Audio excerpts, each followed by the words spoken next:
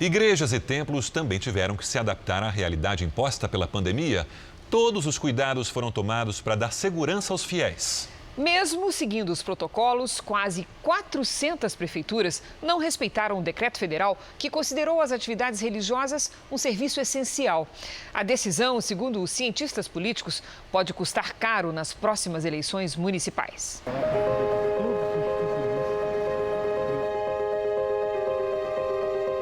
Medidas de segurança não impedem que a fé se manifeste.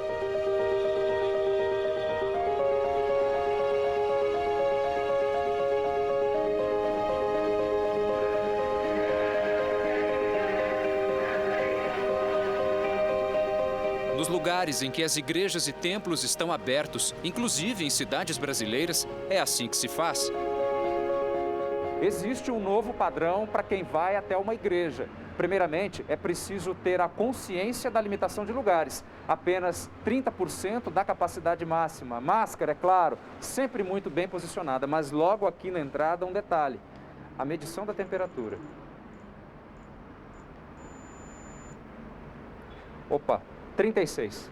Posso já começar a entrar mais alguns passos. Esse outro detalhe, álcool gel. Agora sim, eu estou liberado. Em São Paulo, a Igreja Ortodoxa marcou os assentos, só uma pessoa por banco. Eu exatamente fiz uso da palavra e expliquei, não é? Todas as medidas, explicando que não são medidas adotadas pela igreja por ela mesma, mas são medidas das autoridades de saúde para garantirem a preservação da saúde e da vida de todos. E explicamos, né, a medição da temperatura, só uma porta aberta para haver um maior controle, o totem com álcool gel, né, os lugares marcados. Então, tudo foi explicado e a gente procura conscientizar as pessoas da importância, da necessidade dessas medidas.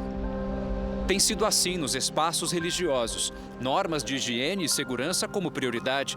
Mesmo assim, prefeitos de quase 400 cidades brasileiras ainda insistem em contrariar o decreto federal assinado em março, que inclui templos como serviço essencial à sociedade. Eles deveriam comparar as instituições religiosas com os hospitais, porque nós atendemos também pessoas doentes psicologicamente, espiritualmente, ainda mais como o reflexo dessa pandemia. Então é um tremendo equívoco. Nós não estamos aqui para proporcionar entretenimento, nós estamos aqui para cuidar de vidas. Em Porto Alegre, capital com quase 1,5 milhão de habitantes, o prefeito Nelson Marquesan Júnior não permite que pessoas que precisam de ajuda espiritual frequentem cerimônias religiosas. Alexandre Lindenmeyer, chefe do Executivo de Rio Grande, na região metropolitana de Porto Alegre, foi mais um que não acatou. Outras cidades grandes também não respeitam a fé dos cidadãos.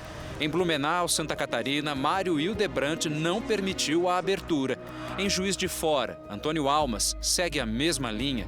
Mais de 100 municípios mineiros adotaram um mau exemplo.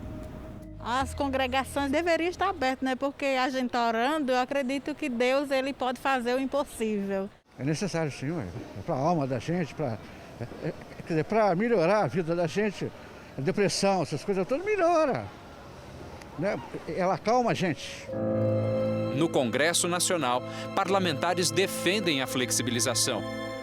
Acho que os prefeitos estão equivocados.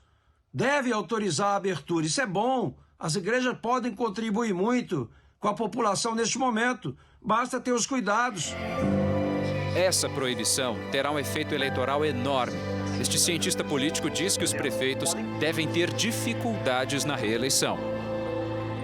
Nessas eleições de 2020, o recado vai ser dado nas urnas. Os prefeitos que se colocam contra, né, a reabertura desses templos e que, eventualmente, se colocaram a favor da reabertura de outros espaços análogos, quer dizer, semelhantes, certamente vão ser punidos por essas comunidades de fiéis nas urnas.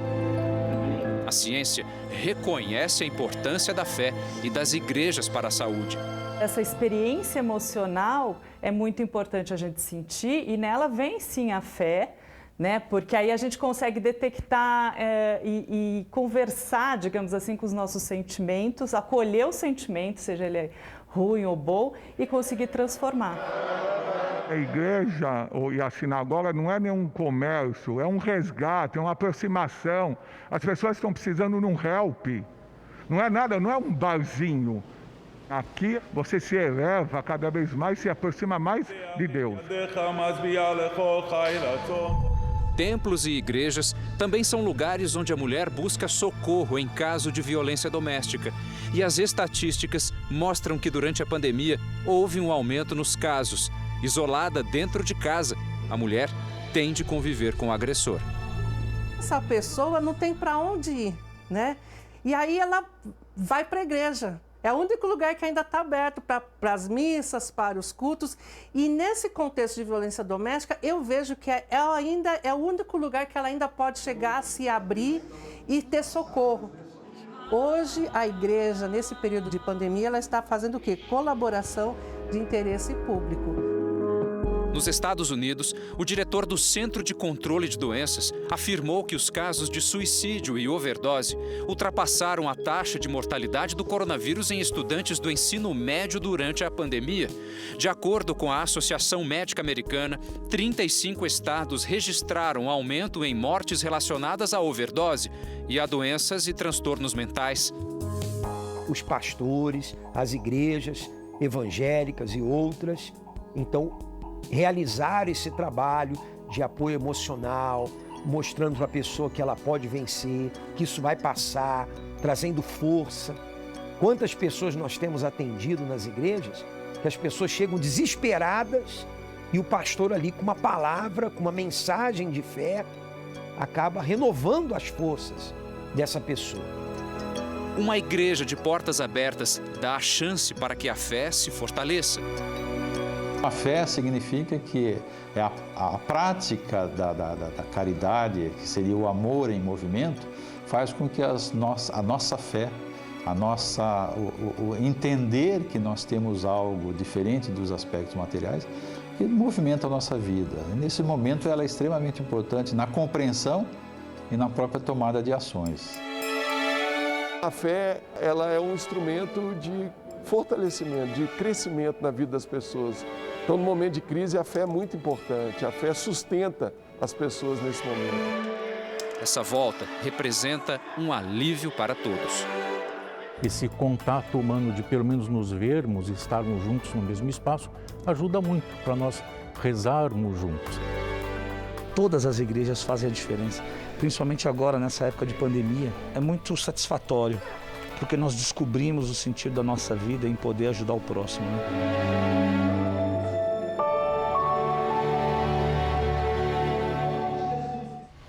No portal R7 você encontra a lista completa das cidades em que as igrejas estão proibidas de abrir.